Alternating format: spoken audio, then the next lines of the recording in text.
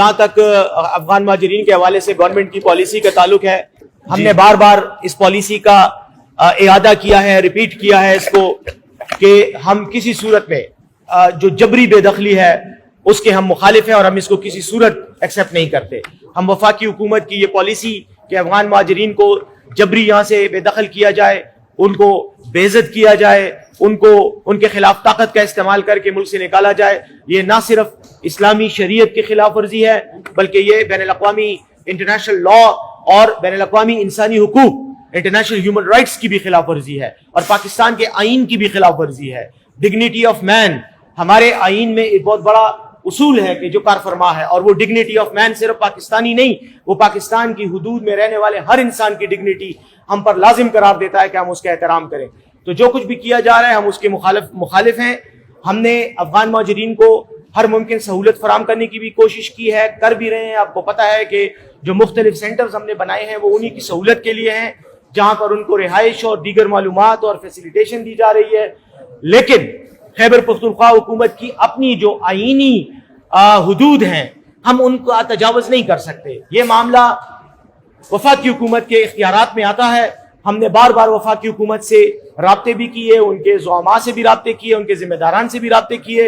اور ان کو فارملی اور انفارملی دونوں طریقوں سے بتایا گیا کہ اس پروسیس کو سٹاپ کریں۔ اور خصوصی طور پر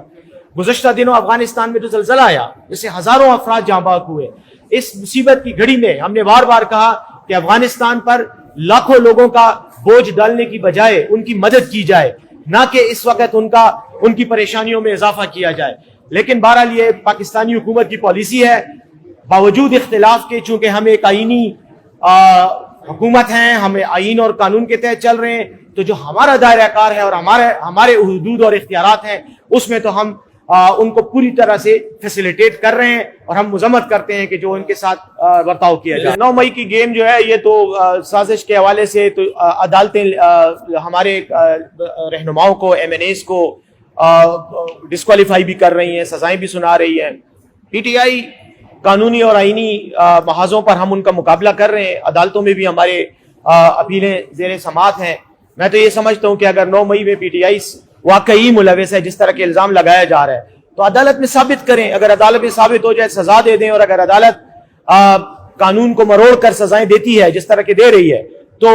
اعلیٰ عدالتیں بھی موجود ہیں۔ مجھے یقین ہے کہ پی ٹی آئی کے تمام کارکنان کو انصاف ملے گا۔ باقی یہ جو ڈسکوالیفائی کرنے کی گیم ہے یہ شاید پی ٹی آئی کو دبانے کی بھی گیم ہے، شاید سمجھ رہے ہیں کہ اس طرح سے ہم دب جائیں گے، ڈر جائیں گے، اور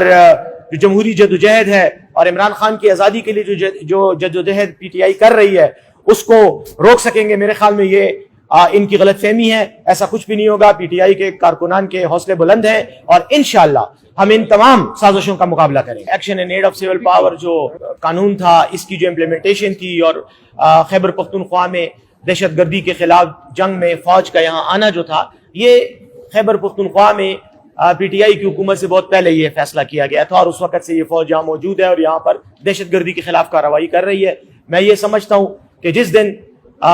وفاقی حکومت سنجیدگی سے دہشت گردی کو ٹیکل کرنے کے لیے مصمم ارادہ کرے گی اور عملی اقدامات شروع کرے گی اور دہشت گردوں کی سرکوبی کرے گی، تو اس کے بعد شاید نہ ہی action in aid of civil power کی ضرورت پڑے گی اور نہ ہی دہشت گردی کے خلاف جنگ کی ضرورت پڑے گی۔ یہ مسئلہ، یہ فوج کی موجودگی یہاں اسی لیے ہے کہ دہشت گردی کا یہاں پر وجود ہے۔ دہشت گرد مختلف علاقوں میں چھپ چھپا کر حملے کر رہے ہیں۔ آپ کو پتہ ہے گزشتہ دنوں بنو میں ایف سی کے آفس پر حملہ ہوا، وہاں پر فوج کے جوان شہید ہوئے، ایف سی کے جوان شہید ہوئے۔ تو یہ مسائل ہیں، جب تک یہ مسائل رہیں گے تو یہاں پر یقیناً فوجی کارروائیوں کی بھی ضرورت پڑے گی، اور یہاں پر پولیس اور دیگر جو قانون نافذ کرنے والے ادارے ہیں ان کی ضرورت پڑے گی۔ جہاں تک صوبائی اسمبلی کی قرارداد ہے، صوبائی اسمبلی نے اپنی یہ قرارداد پاس کی ہے، اس کا اپنا ایک آئینی اور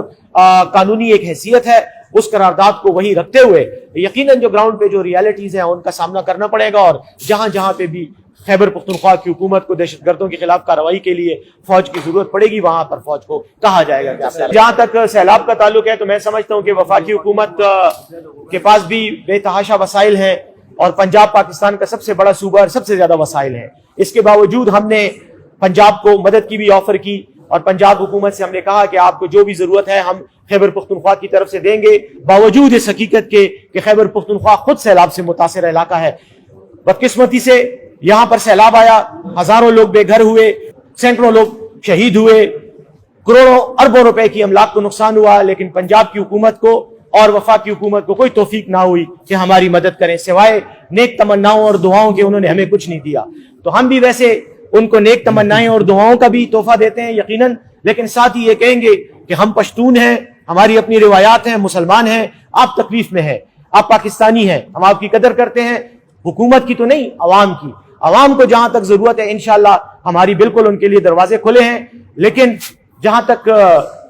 मैडम का ताल्लुक है तो वो अगर सैलाब जल्दी मसाइल खत्म होंगे तो इनको टिकटॉक बनाने का मौका नहीं मिलेगा। वो एंजॉय कर रही हैं, इस कश्ती में बैठ के लाइफ जैकेट पहन के कश्ती में सैर सपाटे टिकटॉक कर रही है। मेरे ख्याल में उन्हें कुछ अरसा एंजॉय करने दें। गंदम का बहरान मैं ये समझता हूं कि वफाकी हुकूमत की तरफ से एक मसनूई बहरान पैदा किया गया है और ये जखीरा अंदोजों को फायदा देने के लिए ये बहरान पैदा किया गया है। जहां तक खैबर पुख्तनख्वा में आटे की के इशू का ताल्लुक है, एक बात मैं वाज़ेह कर दूं कि गुज़श्ता दिनों काबीना के इजलास में जो ब्रीफिंग काबीना को दी गई खैबर पुख्तनख्वा की जो महकमा खुराक है, उसमें हमें बताया गया कि हमारे पास गंदम का जो जखीरा है उसमें कोई प्रॉब्लम नहीं है। हमारे पास अपनी सूबे की जरूरियात के लिए गंदम का वाफिर मिकदार में मौजूद है, लेकिन उसके बावजूद चूंकि गंदम रोजाना की बुनियाद पर इस्तेमाल होती है तो जखीरे में कमी रोजाना की बुनियाद पे आती है। तो उसके लिए हमने कोई 1.5 लाख टन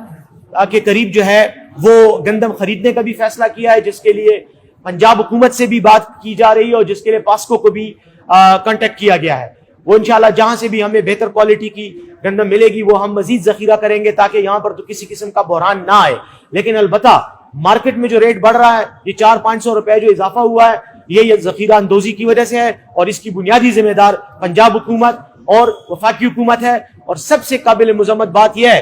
कि पंजाब हुकूमत ने सूबाई सरहद पर हुदूद में ट्रकों पर पाबंदी लगा दी है कि वो खैबर पुख्तनख्वा गंदम लेके नहीं आ सकते। मैं